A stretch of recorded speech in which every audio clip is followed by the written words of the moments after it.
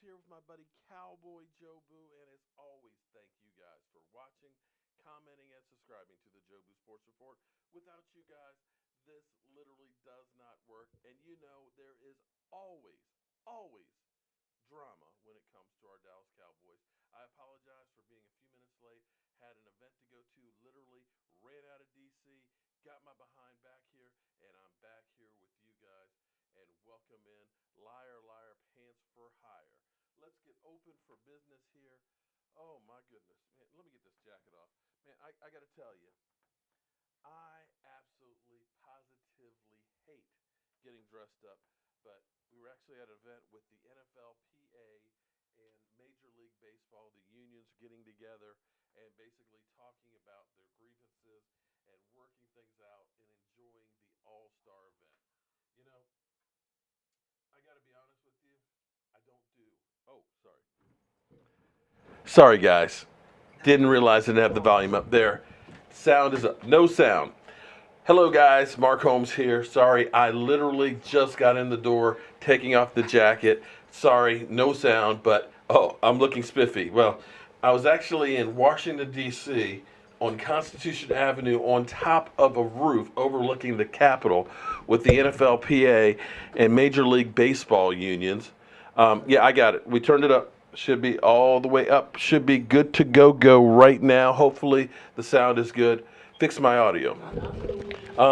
If you just tuned in, it should be okay right now. I've got it tuned all the way up now, so we should be good to go. If the, excuse me. Whew, got a little tickle there. Was at an NFLPA event, and it was interesting, and I'll get to that in a little bit. But we've got news. Ah, boy, we have DeMarcus Lawrence news, who did not get his long-term deal, who says he will be fine with playing this year on a franchise tag, but next year, bro, you gots to pay me. And we also have Earl Thomas. Earl Thomas is not only burning bridges, he's blowing up the damn foundation of the bridge, man. You know, he's putting a hole literally in the river for this bridge. He is making sure that it gets ugly. And I mean, it's getting ugly. I only got bits and pieces of it because, like I said, I was at an event and things. But he is using Instagram as his weapon of choice. Basically, he's saying, Seattle, please release me. Let me go. If you do not want to pay me, if you do not want to show me the love, it's cool. Then let me the hell up out of here. I'm not going to be held hostage. I want to go. It's cool. But Seattle, of course, is saying, well, we can use you for another year. We can play you for one more year. We're okay with that. We just don't want to give you any more money. And he sees the writing on the wall. This is what's kind of funny, because today, before I went downtown, was watching NFL Network. You know, they have the top 10s. And the top 10 that they had today was interceptions. Interceptions. You know what the number one interception on the NFL Network was? The number one interception was Malcolm Butler. Joe Boo needs a refill. I think actually I could use a little refill myself here. Malcolm Butler's interception in the Super Bowl. And that moment was when the Legion of Boom downfall started. Because from that moment on, that shell shock, when you're looking at beast mode, like, what the F? Why aren't we running? The defense, what the F? It's second and goal. Beast mode has been unstoppable. Why the hell are you passing it? Even though they've made that pass play 60 times during the season and never had it intercepted. They wanted Russell Wilson to get the credit. They didn't want beast mode, who was a defensive guy's favorite. You know, when you have a guy who runs the hell out of the ball, he's a guy you want to have on the field because, you know what? He's taking time off the clock. It's ground and pound. So when we get out there, we're fresh. We're ready to rock and roll. Beast mode was the defense's best friend. And you turned around and you screwed him and didn't let him run and get the glory and be the hero. Not only that, you screwed up the game. We lost it. We should have had 2 rings. Thank you, Jackie. I do clean up from time to time. I was trying to wait to cut my hair till training camp opened up, but, my wife was like, no, we're going to this NFLPA event, and you're not going to look like a woolly mammoth, okay? So I got to cut. So since that time, anytime anything went wrong, the defense basically said, F the offense. Here we go. You guys are a bunch of idiots. And it finally came to a head this year. That's why Michael Bennett got shipped out. That's why Earl Thomas was gone. And then since they lost guys like Cliff Averill and some of the other players on the defense, they figured this is the time to rebuild, reload. And let's go ahead and get rid of Chris Richard, the passing coordinator. The defensive coordinator. Because, of course, he wasn't doing the job. Now, I want you to think about this. 3 years of Chris Richard, they were number 1 in points given up. 1 year, they were 3rd in points given up. And this past season, they dropped to 13th. But they lost Earl Thomas to Achilles tendon. They lost Cliff Averill early in the season. They lost Sheldon Richardson. They lost Cam Chancellor. They were pulling guys off the street, yet they were still 13th in points on the defense. And he got fired. It wasn't about performance on the field. It was about Carroll making a play. So you've got Earl Thomas's buddies all been shipped out. You've got his coach shipped out. You got a new passing coordinator that's there. Why do I want to go back? My buddies are gone. I don't know these people. You guys weren't loyal to my friends. Why should I be loyal to you? My Cowboys fiance? Okay, welcome. Retired troll, Thomas Keller, Kevin Davis, Jackie, Justin Quarles, Dallas Cowboys Super Bowl 51. Welcome everybody to the show. Sorry I started out late tonight, but it's been an interesting one.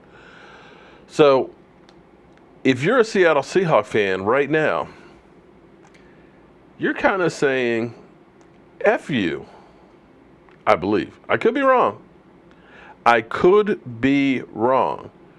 But if I'm seeing a Dallas Cowboy, player, what if we heard Tony Romo doing this kind of stuff with the Texans or with Denver? Wouldn't you feel kind of pissed off?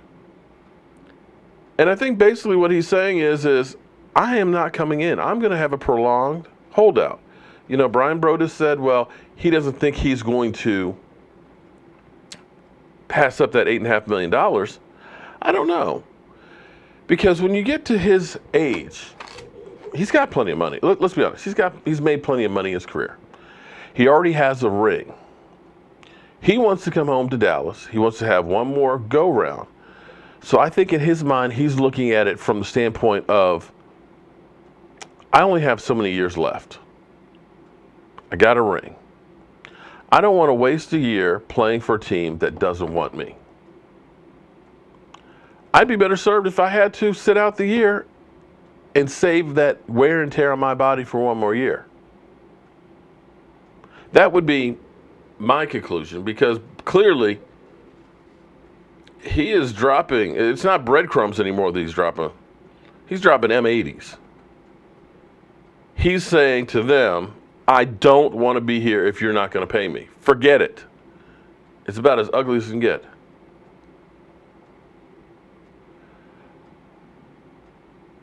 Speculation tonight, MCF. Speculation, well, I've been on the road and I've been at this NFLPA event, so I haven't seen talking heads and stuff like that and where it's going from here. But if you're Seattle, you've got to start wondering, how ugly will this get, and are we better served just getting this thing out of the way so it's not a distraction? What do I think our record will be? I've said our record, I think, will be 11-5. That's what I'm believing. I know a lot of people, a lot of the talking heads are saying that the Cowboys are going to be garbage. In fact, I saw one poll that had Eagles, Redskins, Cowboys, Giants, and I think that's way off. I think you're giving the Redskins too much credit.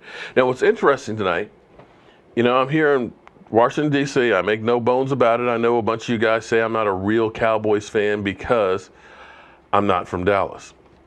But I saw Brian Mitchell, and it seems like I run into Brian Mitchell more times than not. And I tried to get Brian on tape saying how much he hates the Dallas Cowboys. He's like, nah, man. He said, just listen on the show. And I was like, I know, because you guys are always hanging up on my ass when I call in, because I'm Mark from Springfield, the Cowboy fan. He said, dude, I'm scared of the Cowboys. He said, with Zeke back, without the distractions and the moves you made on that offensive line, he said, those Cowboys, that offensive line, they're going to be running over people. Now, that's not my words. That's the enemy. Brian Mitchell, former kick returner extraordinaire from the Washington Redskins, that's saying he's kind of worried about the Cowboys. And I think 11-5 is a good bet. When you look at the schedule right now, you're looking at teams and you're thinking about, oh, is this team going to be great? Because last year, you're looking at the schedule, you're saying, man, we got to play the Giants twice. Yeah, well, ended up not being that bad playing the Giants twice. You know what I mean? You looked at a lot of teams that you thought were going to be good that weren't. And the same thing, a lot of games you thought, oh, that's going to be a cakewalk. It's just the Rams. Well, the Rams ended up not being a cakewalk. The Rams ended up being a good team. So half of the teams you think are going to be good are going to be bad. So it's hard to predict. Right now we're looking at the NFC South, and you're talking about Carolina. You're talking about the Saints being good. Tampa Bay, well, you don't really worry about Tampa Bay too much. But, you start looking at that division being kind of tough. Will the Colts be better with Andrew Luck? You just don't know. Will Tennessee be okay without DeMarco Murray? It's hard to predict this time of year, but I think 11-5 is a good bet. I said last year I thought we would go 10-6.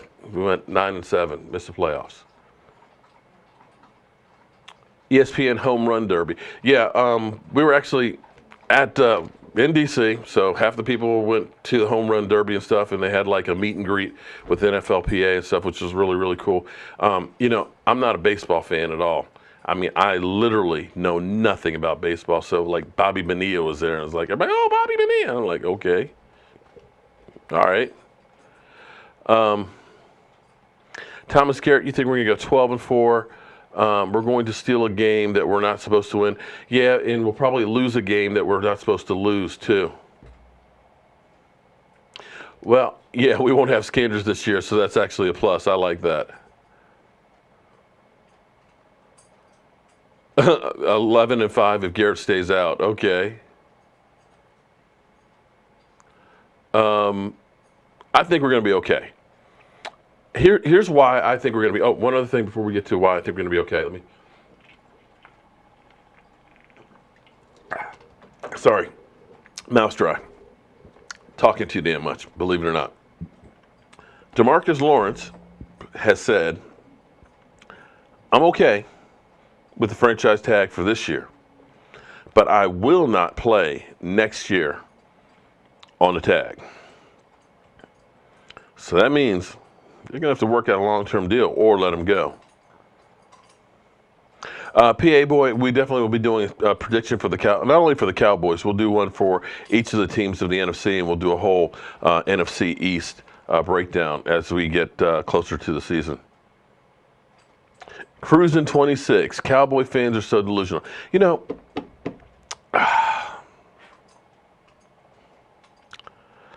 Okay.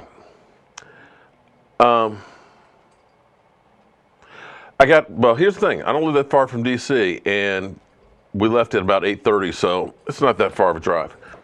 But here, I'm going to tell you what's interesting. I was talking to one of the NFL's corporate sponsors who's basically trying to gauge the temperature out there between the NFLPA and the NFL. Because they're worried. They're worried that we're going to have all hell break loose like we did last year because of the anthem protest. And it was interesting talking to them because in the end, it's about dollars and cents. But I'm going to tell you what was really cool tonight because you're meeting people and things like that. And I was talking to a guy who's part of a construction company. They build hotels and stuff. They're doing subway work in LA and things like that. And he's from Michigan. And I was like, oh, really? I said, man, I spent 10 Thanksgivings in Detroit because United Way would do the halftime shows in Detroit every year. And so my wife would have to be there. So sometimes we drive up, sometimes we fly up. So we were in Detroit, and Detroit every year was like my family for Thanksgiving. In fact, I kind of miss going to Detroit because it's actually a great stadium, not like that toxic waste dump that's here in Washington. And the fans are loyal and die hard. And in 10 years of going to Thanksgiving games, I never once saw the Lions win one. But it didn't stop the crowds, didn't stop the people coming. They were like Charlie Brown as he tries to kick the football with Lucy Holding. They knew they were going to lose every year. I saw Peyton Manning throw 5 touchdown passes. I saw Michael Vick run all over him. I saw Aaron Rodgers. I saw Tom Brady. Everybody beat up on the Lions. But talking to this guy, he was a diehard Lion fan. And this guy, he was like, let me show you how much of a Lion fan I am. He's like, I've been since I was a little kid. We used to go to the Silverdome and stuff.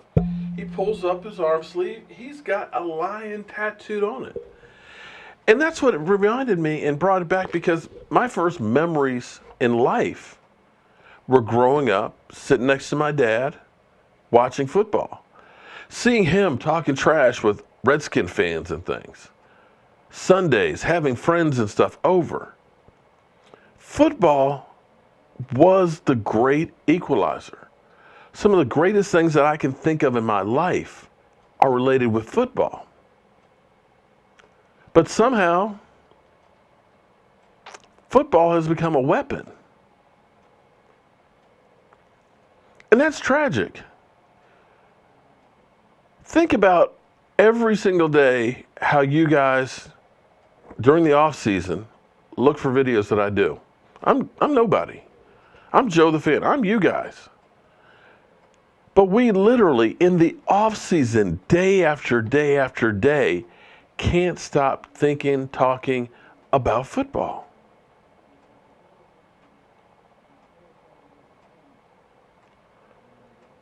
And yet, here it is.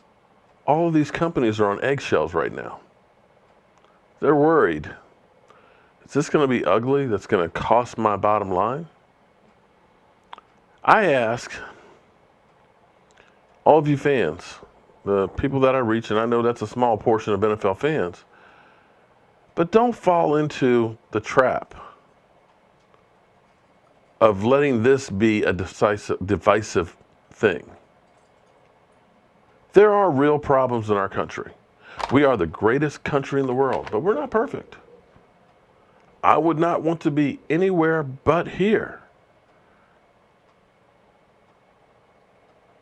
But like anything, everything can be better. And that's what this is all about. So don't buy into the whole thing of letting it divide us. Don't let it get ugly. The fact that I can talk to a stranger who's a Lions fan, diehard, I didn't know they actually existed. The fact that I can walk down the street and see somebody else with Cowboys gear and it's like I'm talking to an old friend. The fact that the woman sitting across, she's like, what team do you root for? I said, the Cowboys. Even that is still the love to hate.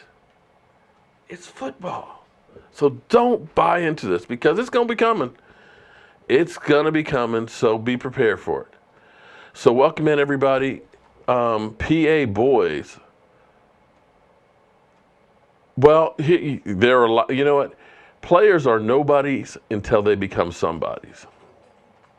So I was going to actually do a video for Raider 420 yesterday, because he kept bugging me about saying, talk about the Cowboys wide receivers that altogether they only have a couple thousand yards in receiving. Well, after we got rid of T.O., we didn't exactly have the cream of the crop. We had Patrick Creighton, I think, who had maybe 53 catches, was his best year before 2009 or 2010. I think Roy Williams only had like 19 or 34 catches. You had Miles Austin, who only had 13 catches. And everybody, just like they did doing right now, was saying, oh, the Cowboys have no wide receivers to throw to. They're scrubs. They're nobodies. There's no number one on there. Roy Williams is going to be your number one. But lo and behold, Miles Austin, I think, had 81 catches for about 1,320 yards. He was a nobody who couldn't stay healthy before that season. So he stepped up. And understand this, if the Cowboys can get back to running the football, shout out to Law Nations in the house. Now I know we are listening to nothing but the best. If the Cowboys can get back to running the football and getting a little less predictable, they're going to be all right. The fact that they've got some depth, so we're not going to go. Just look at the numbers. Don't believe me. Look at the numbers until we got to Atlanta on the offensive side of the ball. First 8 games, we had more than enough offense to do some damage. We got to Atlanta, we got the shit kicked out of us. 9 sacks we gave up. From that point on, everything went downhill. You started losing Tyron Smith. The offensive line was in flux. They couldn't block. Zeke Elliott went from 5.1 yards a carry to 4.1. Everybody regressed. We get back to running the football. Tyron Smith swears he's the best shape he's been in a long time, although everybody says that when they come back from injury. But I'm not so worried now if he goes down because we have some depth and guys that have some experience. Same thing on the defensive side. When we lost Sean Lee, we gave up 100 yards more a game on the ground. He got gashed. Take a look at Jalen Smith trying to cover wide receivers in the slot. He couldn't plant and go backwards. The Rams literally ate him up with Todd Gurley going across the middle because they knew he couldn't cover him. Now he's looking at starting camp without the brace on and seeing how it goes. He's looking like he can move a whole lot better. He definitely looks a lot faster. We don't know what his lateral movement will be, but he's definitely going to be in better position than he was last year. You got Damian Wilson, who's not dealing with the 4th of July incident like he was last year. That's in there. And you got a Van Der Esch, a young guy. So looking at the team from the standpoint of where we were last year without depth and in major transition, we really aren't. And, of course, there's Zeke Elliott. So, to me, 11-5 is realistic. I think the Redskins are being overrated. I think the Giants are being overrated. And I believe Philadelphia, because I'm just going by statistics now. Generally speaking, the team that wins the division in the NFC, and I said this last year even with the Cowboys when I said they'd be 10-5. I said it's hard to win the division back-to-back in the NFC East. It's not like New England's division where basically New England's going to win every year. It's tough in the NFC East. And one other side note, the Cowboys over the last 5 years have won more games in the NFC East than anybody else. They always play good in their division. Now, if they can just start playing better at home, we'd be all right.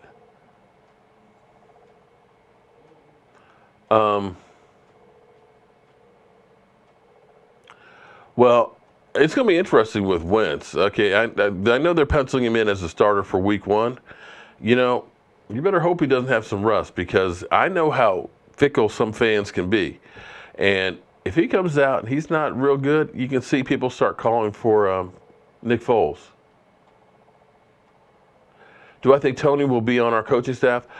Corey, here's the thing I would say. I would say probably not because I don't see Tony Romo leaving the booth. You get paid too well in the booth with no pressure. It's not about wins and losses. It's just about you being good on Sunday in front of the camera. He would have to take a major pay cut to become an assistant on somebody's team with basically no job security. So I don't see him leaving the booth, and I wouldn't say leaving the booth would be a good idea for him. Wow, JR214, Jobu has stronger legs than Wentz. Damn. Now that's a funny one. The next RG3 is Wentz. I won't go there. All right, Wentz has a whole lot of skills because the thing is, Wentz's game may have to change some because Wentz was a quarterback that moved around in the pocket a lot, would run and things. I don't know that he's going to be able to do that the way he was doing before. He's going to have to change his game. Yeah, Romo, shout out to him. He won a tournament this past weekend. Romo is looking good on the golf course. Maybe he missed his true calling. Wentz has got unfinished business. Okay. It's amazing. Thank you, Michael, for being a new subscriber. It's amazing how many fans from other teams that join in on this. I'm not complaining. Not complaining at all because I like to get the view and the taste and the temperature from some of you other guys. But sometimes you guys are here before Cowboy fans. Thank you, Raymond. How you doing tonight? Thomas Keller. Yeah, Tony does love golf and too much to coach. You're right about that. And coaching is a whole different ball of wax. You're talking about not really having a life, including during the off season, because you are constantly working on trying to figure out the next thing. And you talk about being on the hot seat. You got to perform. And there's no guarantee that just because you're a great player that you're going to be a great coach. Take Michael Singletary. Michael Singletary put fear. I could be sitting on the sideline. I'd be sitting at home, and you see those shots of Michael Singletary in those eyes. I got scared sitting at home, but just couldn't translate that into coaching. Now, that's not to say Tony Romo can't, but I don't see him leaving that gig that he's got, where everybody loves him, to be under the scrutiny of being an NFL coach. Irving and Lawrence are going to break Carson's legs. Ooh, I don't wish anybody breaking his legs or anything like that. I just hope they beat the crap out of him. Jay Kelly, everybody wants to be a Cowboy. Well, like I said, I can't wait actually to get this live stream over to start digging in and seeing what I can find out more about Earl Thomas.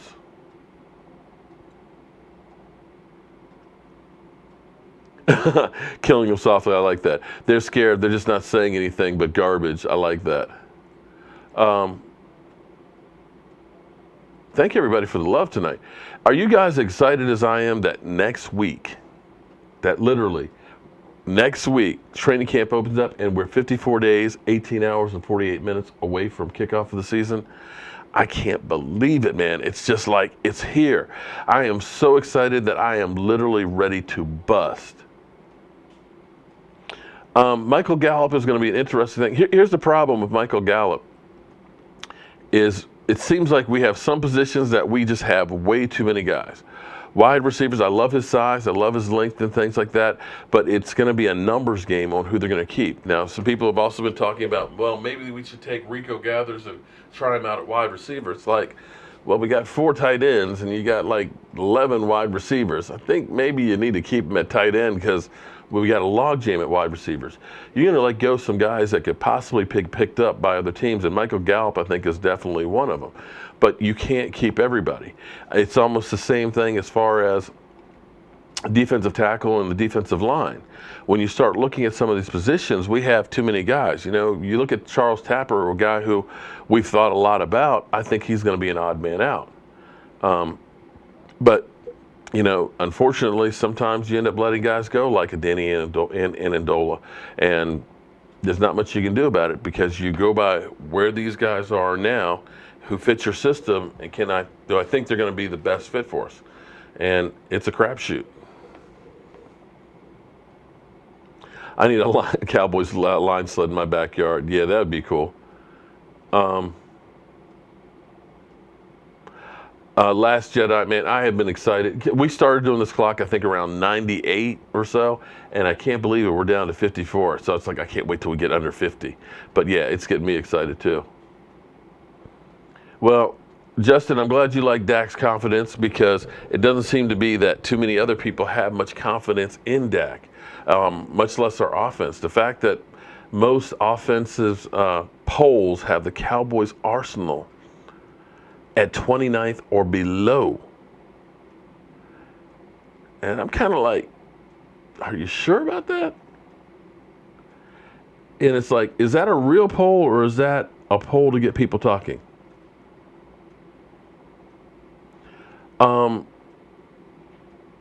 Fahim, thanks very much for the super chat. I appreciate that. Do I think Seattle keep Earl Thomas out of spite? At the end of the day, I think they would rather get something for him than nothing. I think they're going to try and push it for as long as they can to see what they can get. But in the end, if they do that out of spite, I don't think it's a good look for them because one, that kind of sends a message to other people. If you're looking at it from the standpoint of, I'm a young guy or a free agent and things like that. If you would do that to Earl Thomas, a guy who was instrumental in you winning Super Bowls and getting to another one, you don't have loyalty to that guy.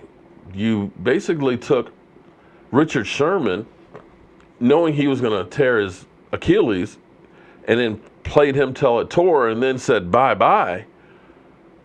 Do I really want to play for these guys? And that's one of the other reasons that I love the idea of Earl Thomas coming here. Listen to what NFL players say. Listen real carefully when they say, I'm here to help this team.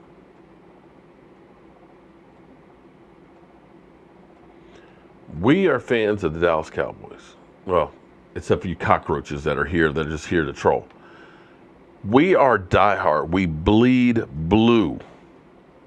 We cheer for them week after week. We buy our stuff and everything else. But see, football players, the majority of them don't have that mentality.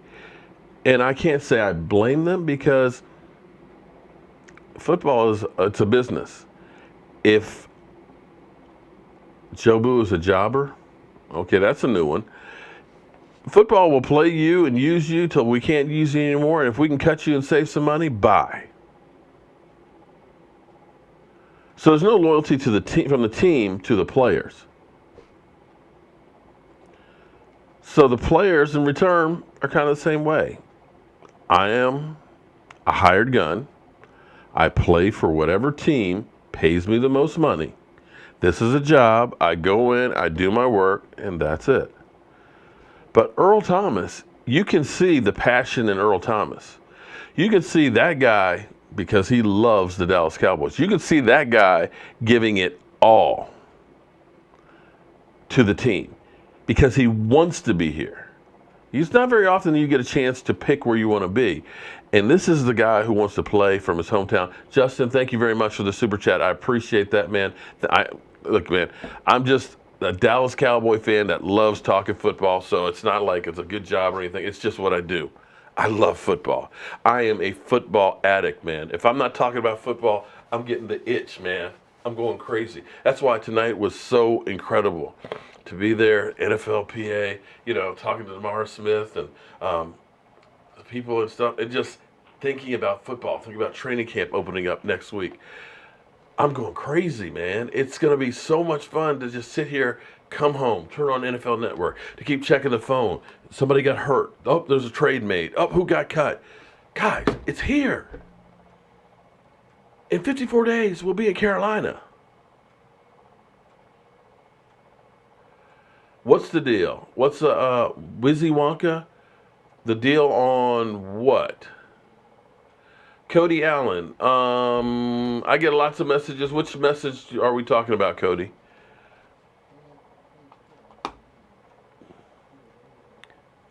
Earl is coming. Well, okay. Earl wants to come. Let's make it clear. The Cowboys want him to come. But unfortunately, Seattle has his rights. So the question will be is how much will they put up with before they go?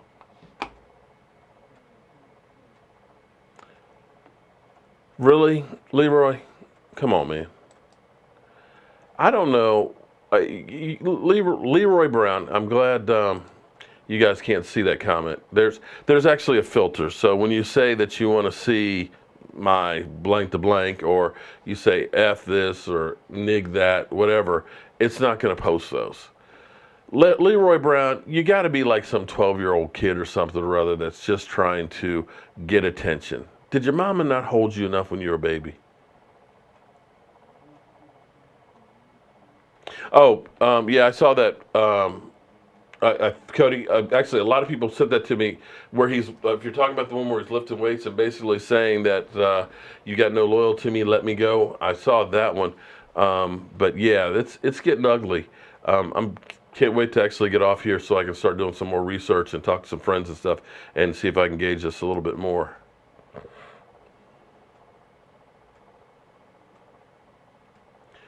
Um, who pulls the trigger on Earl Thomas or Steven? Um, Here's the thing. See, the Earl Thomas trade kind of goes against the Cowboys' new philosophy.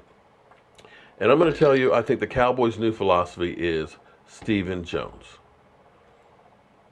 Somebody told me years ago who used to deal with Jerry Jones a lot, whenever she got tickets and things like that, she said, I used to just go to Jerry. But about 5 years ago, she said, now I have to go through Stephen. That they kind of back Jerry away from doing a lot of the things that he used to do. I mean, Jerry is getting up there and things. And when I always tell you guys, because when we were dealing with the Des Bryant situation and everybody told me, you're an idiot. Jerry said Des is okay. I said, no. Pay attention to Stephen Jones. Stephen Jones will give you subtle hints. And what I told you was, it was an interview where they were first talking about Terrence Williams. This is not the drunk driving.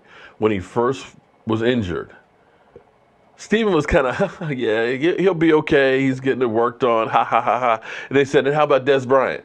His face went. We don't have much that we know about that situation right now. And that's when I said, watch Stephen Jones. Pay attention. Because Stephen Jones went on record saying, we can't have meltdowns like we had in Seattle.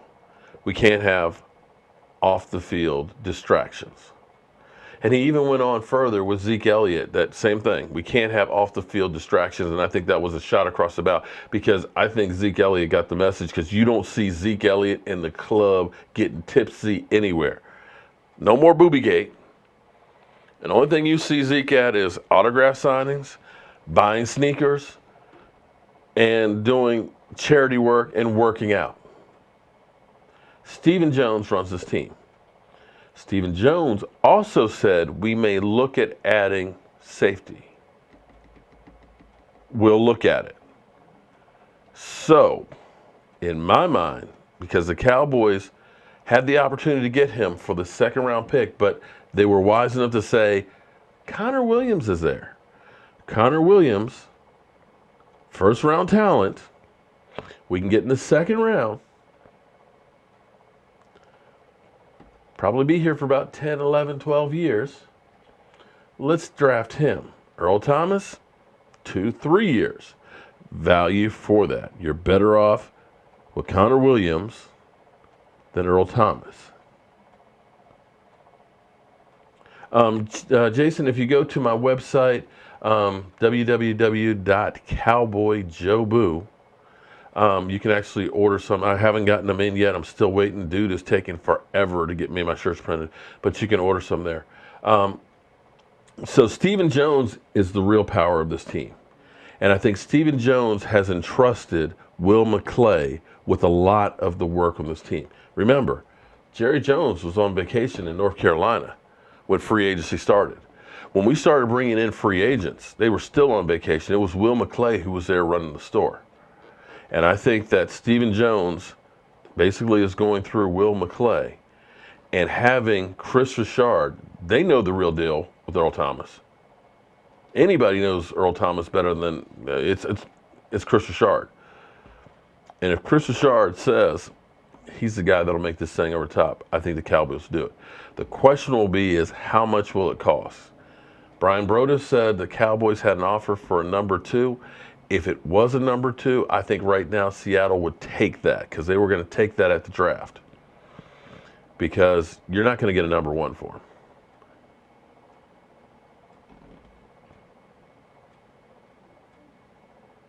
Do I think Seattle will trade Earl in Week 8 at 4 p.m. before the deadline? At that point,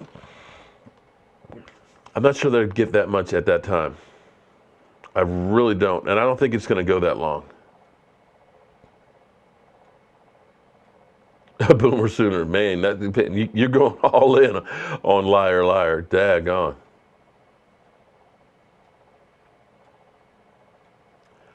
Okay, you know what? I'm glad you guys doubt my quarterback, Dak Prescott. You better hope. I know you cockroaches, when things are good for the Cowboys, won't be back in here because you'll do what cockroaches do when the lights come on. You'll scatter. You'll be like those giant cockroaches that were all over here last year. I couldn't turn on the channel without tripping over one of those giant cockroaches talking about, we're a Super Bowl favorite. We beat the Cowboys twice. And I said, yeah, but you didn't do anything in the playoffs. Remember your franchise wide receiver went to Florida to hang out with Justin Bieber and proceeded to act like a jackass in Green Bay and get your butt beat? After they lost to us, they were gone.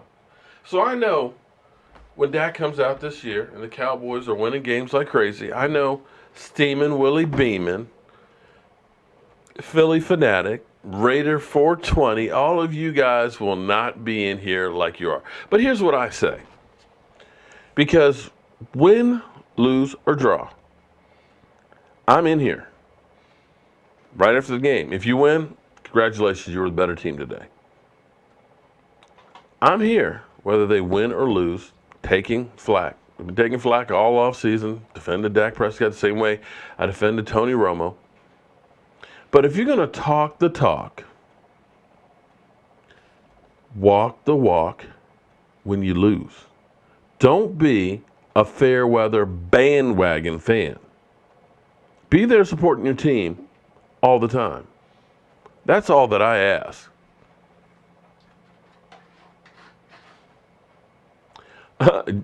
Jacob, I would love to debate Stephen A. Smith, but I don't think that'll ever happen.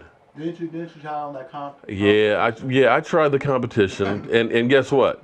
They took two of my comments directly and used on the show. So it's kind of like, yeah, and it's funny because sometimes I'll do stuff, and then a little bit later I will see exactly what I talked about. Because when I started talking about, I'll give you a great example here. Because I had been talking about the NFC East. I said, listen, the NFC East is a crazy division. The 2003-2004 Eagles won the division both years. And that was the last time anybody won the division back-to-back. And I went through and I said 7 times since then, the team that's in the basement won the division, which is crazy. Think about it. The worst team half of the time has won the division. The Eagles, regardless of them now pounding their chest swearing that they're going to be great every year, were in the basement last year. Thank you, Francis Washington. I appreciate the super chat, man. If you do a super chat, the money goes back to supporting the channel because we go through and redo the stuff. Oh, Critical Dallas Cowboy fan, we know you're just an ass just to be an ass, and that's why you call yourself the Critical Dallas Cowboy fan. No, actually, go back and I'll tell you the exact one that they did. How I said you saved Thursday Night Football because Thursday Night Football was garbage. Yes, the comment I sent into them, you want to save Thursday Night Football? Here's how you save Thursday Night Football. What you do is you go to 2 bye weeks for every team. Here's how it's a win for the NFL and the players. Because instead of having guys play on Sunday and then Thursday, you have your bye week and you come back and play on a Thursday. And you have both teams do that. That way, as opposed to only having a couple of days to prepare for a team and having to travel and having guys that are still punch drunk from Sunday's game, they have enough time to recover, enough time to get a game plan, and you're going to get a better game. The NFL wins because then they can say, we care about the player safety. We don't want them to play 4 days apart.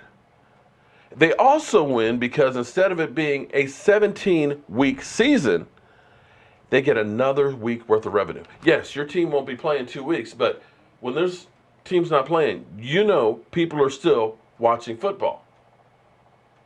And I said, what this also does for you is it allows you to be able to put a team in England. Because what you do is you have the bye week and you play in England. That way, you get plenty of time to get used to the jet lag. You got a whole week to be an ambassador to the team. And that way, you're able to really function. The NFL comes out smelling like a rose. They make more money. The players aren't playing crazy. And you end up with a better product for the fans. Lo and behold, boom. End of the show comment. That's exactly what they played.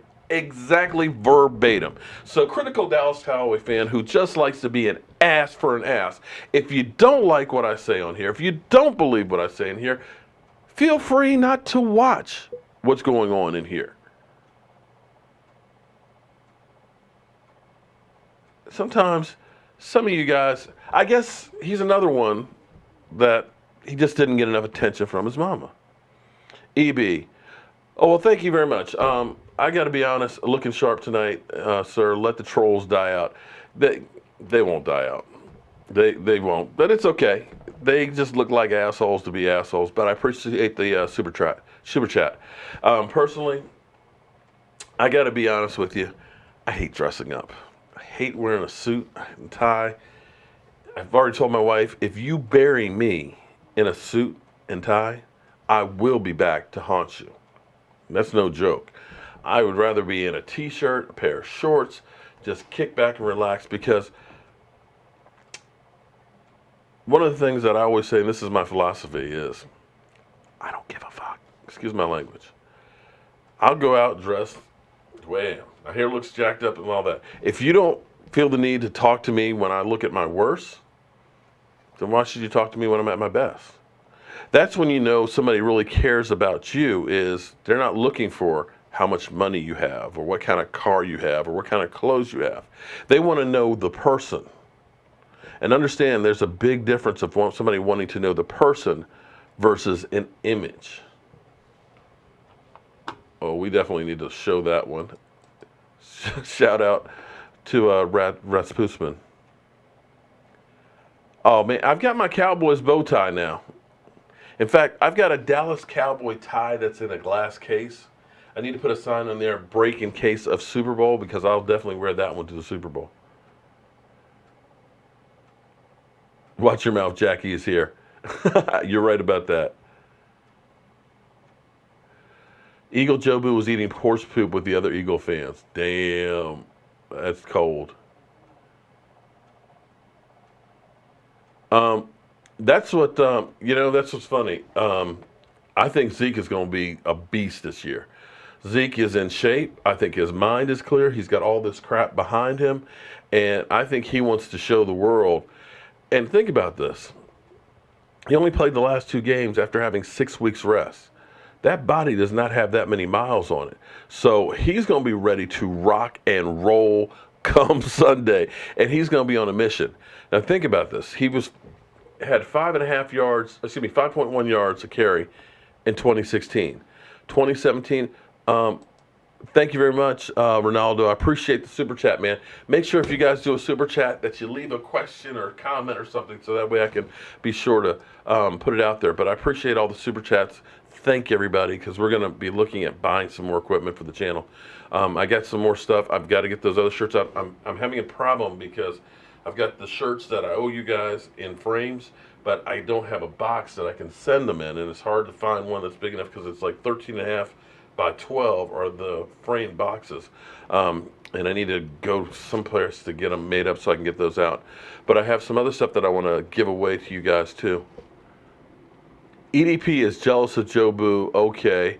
I don't think EDP is thinking about Joe Boo with his like 300,000 subscribers plus. I think he's okay. All he's got is a dog mask. That's funny. Lewis or Brown in the slot. They've been starting Brown in OTAs, but I think Lewis will probably be. Lewis should be a starter. But then again, maybe Brown gets back to his form that he was in 2016. 2016, Brown, by the second half of the season, played fantastic.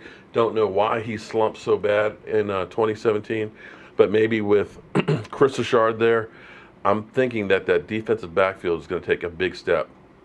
Most of the talking heads out there are saying, the Cowboys didn't do anything to address their secondary, but I look at Lewis, I look at Brown, I look at Byron Jones actually being a better corner than a safety, and Awuzie, it's actually not that bad. And I still believe that Earl Thomas could be the missing piece to kind of bring all this stuff together. I may be crazy. Stephen C. said he sent a message to Earl Thomas. Yeah. You know what? Maybe I ought to do a video to Earl Thomas. Maybe we'll see if he actually responds to it or not. Well, how you doing from Texas? Paul, man, you guys are going hard after the trolls tonight. There's Cowboy Crank. Cowboy Crank up early in the Middle East. How you doing tonight, Cowboys Crunk? Well, here's the thing. The Eagles fans, they're riding high. They should feel good. They won the Super Bowl. I haven't felt that good in 25 years. And I want to feel that good. But understand, this is a whole new season. And things can turn really quick in the NFL.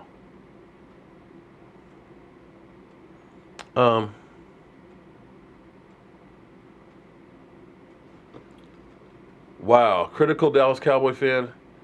Really? You hope he tears his ACL so Mike White can start. See, you know what, critical fan, you just don't need to be here, man.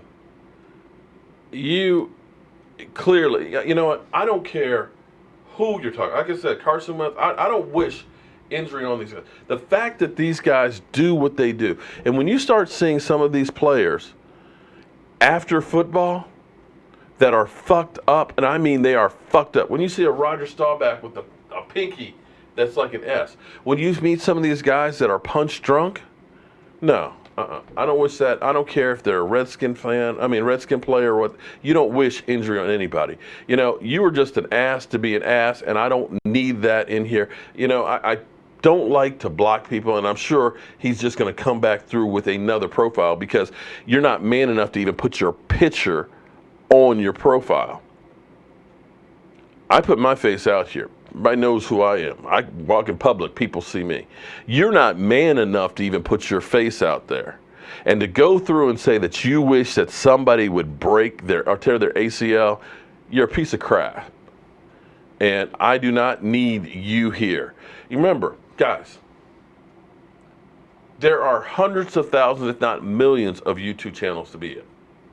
You ain't got to be here. If you don't like me, you don't like what I do, if you think I'm stupid, by all means, you don't have to be here. We have a lot of great people. Pierce. The thing I love about this channel is some of the people I met. Miss Jackie, Sarah, Pierce. Pierce is 11 years old. We don't need to expose people to some of this garbage. And believe me, everybody knows who you are. Well, no, we know who your profile name is.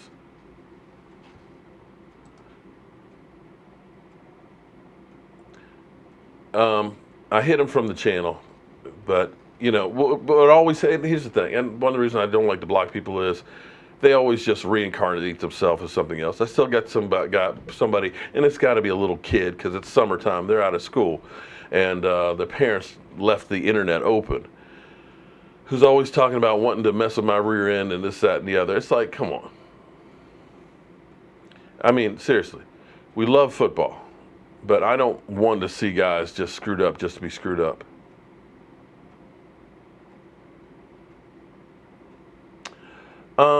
Had the Cowboys kept DeMarco Murray, they could have drafted Joey Bosa instead.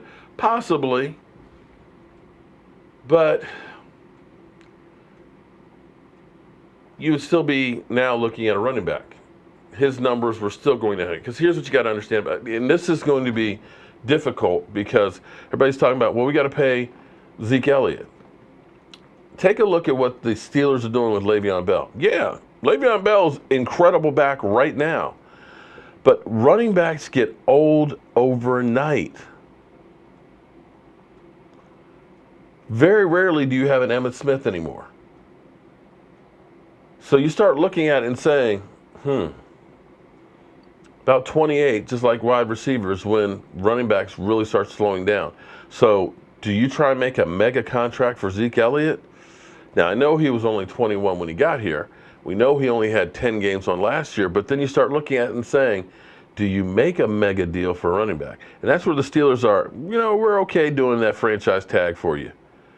Le'Veon Bell wants some security because he knows you ain't long for this world when you're a running back. And getting DeMarco Murray, because here's the thing. You got to understand. You could have gotten Joey Bosa, but DeMarco Murray leaving was the reason you got Dak Prescott. Because we got a 4th-round pick. I believe that was the pick. I could be wrong. But I think because DeMarco Murray went to Philadelphia, we got a 4th-round compensatory pick that we used and got Dak Prescott. So you're looking at it and saying, well, we could have kept DeMarco Murray and got Joey Bosa. Letting DeMarco Murray go, you got Dak and Zeke. I'll take a young Dak Prescott and Zeke Elliott over DeMarco Murray and Joey Bosa. At least that's just me. Will Dez make anybody's roster? Man, I got to tell you, I'm beginning to wonder if he is kind of being blocked out, because the longer it goes, because here we know about Dez. Dez is not great with the playbook. You want to get Dez in early as possible so that way you can start teaching him your system. And the longer it goes, the harder it's going to be. And I'm sure somebody's going to lose a receiver and say, you know what, let's go ahead and take him. But it's not going to be someplace he really wants to go.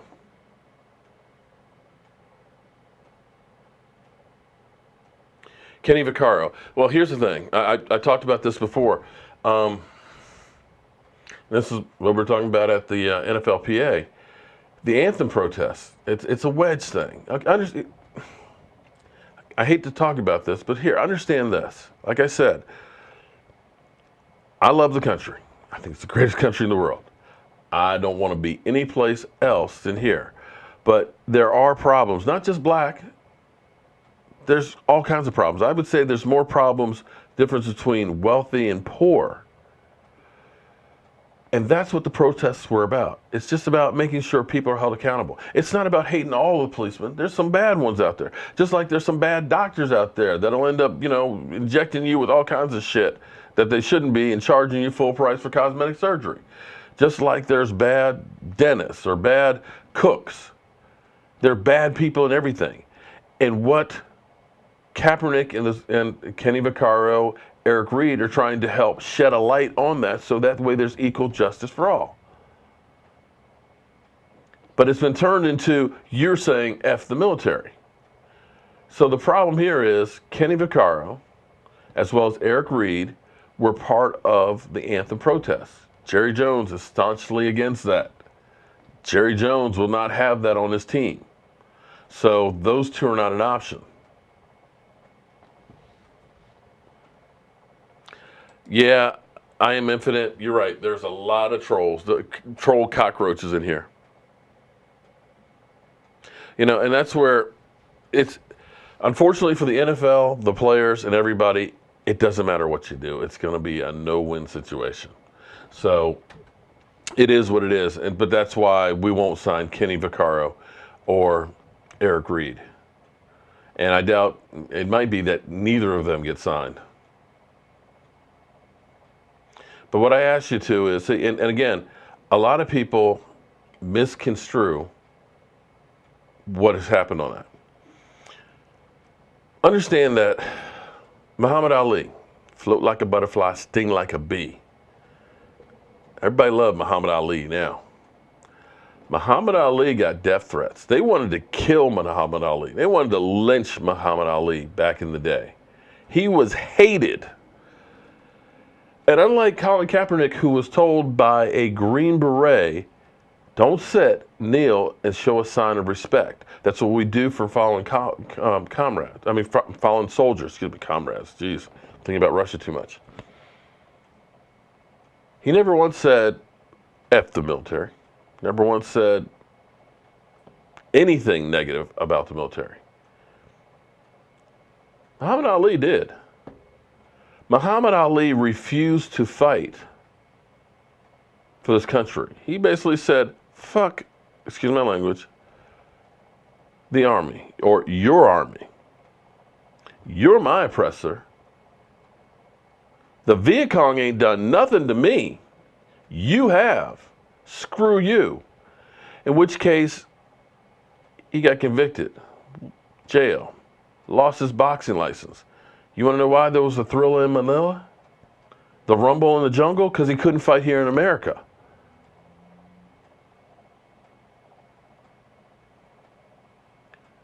So, understand, when you talk about the anthem and talking about our president saying, oh, I want to pardon him, but the other son of a bitches I want to get out of here. It's like, wait a minute. You can't have it both ways.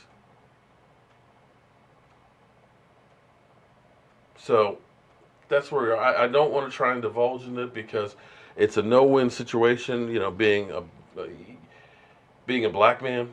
You'll never understand what it feels like to be on a dark road and see a police car behind you and follow you for 3 or 4 miles. You'll never understand what it's like to be pulled over by 10 police cars. My son Michael right there in the truck with me. And have guns drawn on you knowing you didn't do anything. And wonder if you're going to make it home alive. Even as a little kid, and that's where I had I've had these flashbacks and memories of stuff. You know, where we're having all these people that are calling the police on black people. I had that happen to me when I was 8 years old. Excuse me, 8 or 9 years old. Walking from my parents' house to the store.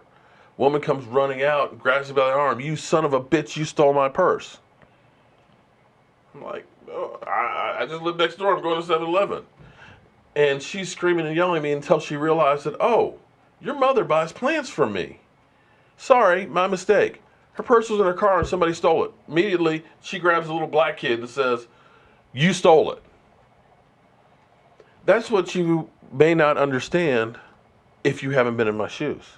And that's what they were trying to do with the whole anthem protest. And like I said, if you've never had to deal with that, God bless you, you've been blessed. You're lucky, you're fortunate. If you've never had to go to school and every day you were called nigger, I'm happy that you never had to deal with that. These are things that I had to do. Things I had to deal with. It didn't make me bitter, doesn't make me hate anybody or anything like that, but I try to make people understand both sides of the argument. And instead of people saying, F you and not listen, let's try to have a conversation and understand what somebody else is thinking, feeling, and so forth. And you'll find out more times than not, we're all really the same. So, I'm sorry, I digress.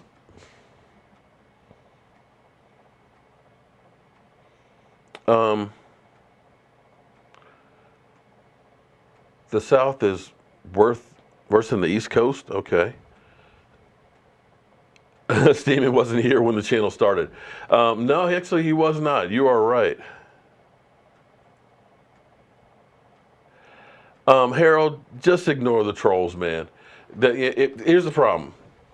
If you feed the trolls, and I've fed them too much my damn self, and I blocked him, and critical Dallas Cowboy fan is supposedly a Dallas Cowboy fan, but I have yet to ever see him say anything positive about anything on the Cowboys. I've blocked him, okay? Raider fan 420, who was basically calling women all kinds of stuff, I blocked him. I'm going to try and be a little bit more proactive on trying to get rid of some of these crazy comments, but there's a lot of comments that go on, so I apologize for some of the knuckleheads that are ruining for others.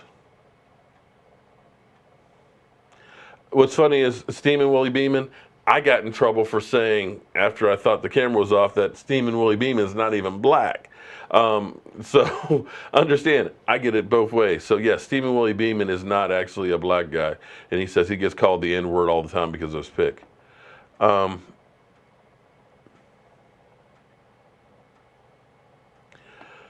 Um, actually, Zachariah came back. Actually, my wife has already gone to bed. I think she had a few many glasses of champagne. We were at an NFLPA meet and greet for with the baseball PA for the All-Star game. So we went to that, came back, and so that's why I'm still dressed up. But no, yeah, I definitely want to get out of this. Well, Randy Gregory decision should be this week. To my when I thought it was around the 16th of May when everything went in, but there's no definitive day exactly that it went in. Some people believe it was the 16th. Some people think it was the 18th. Some people think it was the 24th. But I think by the end of the week, we'll know one way or the other whether or not Randy Gregory's back. And if I were a betting man, I'd put $50 on saying that he's going to be back. Here's the thing. If they don't reinstate him, after giving Jameis Winston only 3 games for grabbing a woman in the crotch, an Uber driver, for letting Reuben Foster off with 2 games, having a gun charge, drug possession, and accused of domestic violence, and you gave him 2 games, yet he's already served 16 for weed, hasn't hurt anybody, hasn't been driving with weed, then you're talking about some real hypocrites there. How many games do we think the Browns will win? I think the Browns will win 4.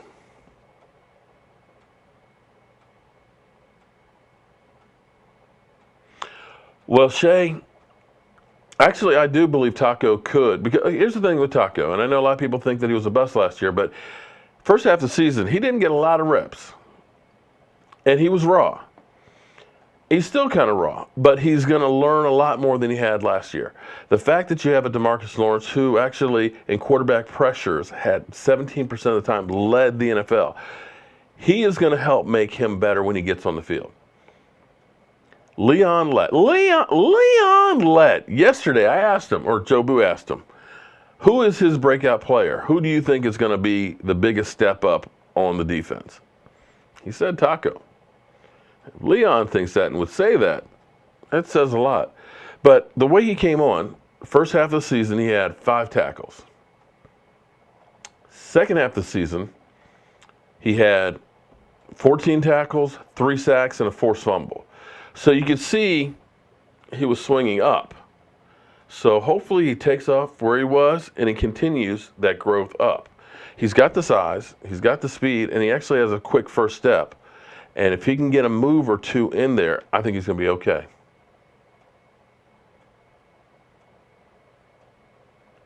Training camp. Yeah, I'm working on that. If I'm going to be at training camp, it will be like the 4th or the 5th of August. I'll know for sure tomorrow about that. So if anybody's going, let me know. Foot's trying to win a Grammy. Yeah, hey, check out Foots. Foots is actually really good. Boy can blow. I mean, sing. Okay. We used to say blow in my day. Hopefully that don't.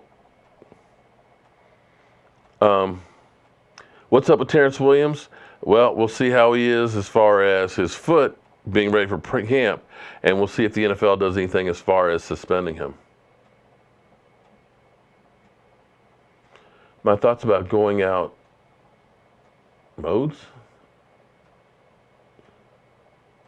Thank you, Jeremy. I appreciate that, man. Thank you for the super chat. Everybody who's done a super chat tonight, thank you so much. I appreciate that. I've got some more equipment that I actually need to get. I'm working on with the man cave. You guys know I've been rebuilding this, and this is going to be like a sports bar. I'm working on getting this set up so there'll be cameras all over the place, and we're going to be doing live streams from here, from at the bar, or from the sofa sets out there, or even outside and from here. So I'm working on getting a couple more Mevo cameras and stuff. So your donations truly help out for that, and I appreciate that. Well, Don Chimp, it's funny that you say that. Everybody calls rookies bust after 1 year. They were calling him a bust after 2 games. So, that's where Vosh talks about the 80%. 80% of the Cowboy fans would basically say, get rid of Zeke Elliott because he's problems. Tyron Smith can't stay healthy. Get rid of him. Dak Prescott regressed for 8 games. Get rid of him. Jason Witten's too old and slow. Get rid of him. Dez Bryant drops too much. Get rid of him. Sean Lee gets injured. Get rid of him. We would literally not have a team if you listen to the 80%, as Vosh calls them. Shout out to Vosh. That's his term. The 80%. I give credit where credit's due.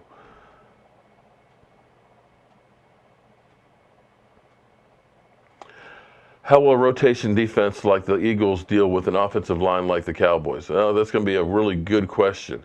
That's going to be a real good question. That's going to be strength on strength, and that's going to be an interesting one to see. Well, here's the deal as far as Jalen Smith goes. Right now, he lost the brace in OTAs. I mean, literally, he lost it. He didn't know what he did with it. The plan is for him to start out training camp without the brace, and they're going to go from there and see how it does. Hopefully, he doesn't have a setback or anything like that, but the plan is right now for him to start playing without it. But with that being said, guys, it is going on 10:30. It's 10:19, and we're kind of in overtime. I've got to actually get up and go to work tomorrow, and I got to get out of these clothes because I'm really hating it. But I want to thank everybody for being here. I got to check out the news on Earl Thomas because, that's getting definitely interesting to say the least. But tune in tomorrow morning for Don't Sleep on the Dallas Cowboys. I'll have all the latest news on everything that is the Dallas Cowboys. Vosh, thank you for being here. Law Nation, thank you for being here. And every single one of you guys, all of you who, let me go down here. We got Jeremy. We got Jacob Martin. We got EB. We got Francis Washington. We got Reginald. We got Justin. And we got Gory. Thank all of you guys for the super chats. I appreciate each and every one of you guys for supporting the channel. I thank everybody who came in and made a comment that wasn't an ass for joining in to the Joe Boo Sports Report. Guys, we only have 2 more shows before our team is on the field. I feel like a kid at Christmas. I honestly do. This is freaking incredible. We're going to have football back. So everybody, good night, and I will see you guys first thing in the morning.